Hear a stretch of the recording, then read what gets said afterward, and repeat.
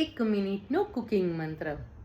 મેંદુવડા જ્યારે પણ આપણે ઘરે બનાવીએ ને ત્યારે ઘણીવાર એવું થતું હોય છે કે એ તેલ વધારે પીએ છે અથવા તો બહુ જ વધારે કડક થઈ જતા હોય છે, બહાર જેવા એકદમ સરસ સોફ્ટ થતા નથી હોતા. તો એના માટેની હું આજે તમને ટિપ્સ આપી દઉં કે જ્યારે પણ આપણે મેંદુવડા ઘરે બનાવીએ ને ત્યારે મેંદુવડાની જે દાળ એટલે કે આપણે અડદની દાળ પલાળતા હોઈએ છે એને લગભગ 4 થી 5 કલાક જ પલાળવાની છે. બહુ વધારે પણ જો તમે પલાળશો એટલે કે દાળ વધારે પલળી જશે અને વધારે સોફ્ટ થઈ જશે તો પણ વડા પરફેક્ટ તૈયાર નહીં થાય. એટલે 3 થી 4 કલાક માટે તમારે દાળને પલાળી લેવાની છે અને પછી એને ક્રશ કરતી વખતે ખાસ એ વાતનું ધ્યાન રાખવાનું છે કે બહુ વધારે પાણી નથી એડ કરવાનું.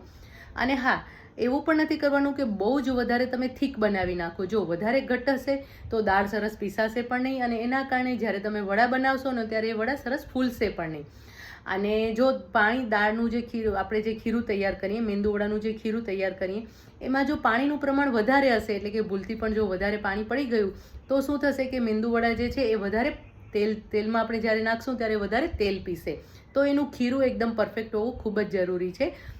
અને જો તમને એવું લાગે કે એનું ખીરું જે છે એ વધારે ઢીલું થઈ ગયું છે તો એની અંદર 2 ચમચી જેટલી સોજી એડ કરી અને એ ખીરુંને લગભગ તમારે 10 થી 15 મિનિટ માટે રેસ્ટ આપી દેવાનું છે. તો એ વધારાનું પાણી એબ્સોર્બ કરી લેશે. એના સિવાય તમે પૌવાનો પાવડર પણ ઉમેરી શકો છો તો પણ વધારાનું પાણી એબ્સોર્બ થઈ જશે. અને જ્યારે ખીરું તૈયાર કરો ને એટલે ખીરુંને બહુ જ સરસ રીતે ફેંટી લેવાનું છે. તમે એને હાથેથી અથવા તો હેન્ડ વિસ્કરથી જે છે એને સરસ રીતે ફેંટશો ને, જેમ ફેંટશો ને એમ જે ખીરું છે એ વધારે લાઇટ થશે અને લાઇટ થવાના કારણે જ જે મેંદુવડા છે એકદમ સરસ સોફ્ટ તૈયાર થશે.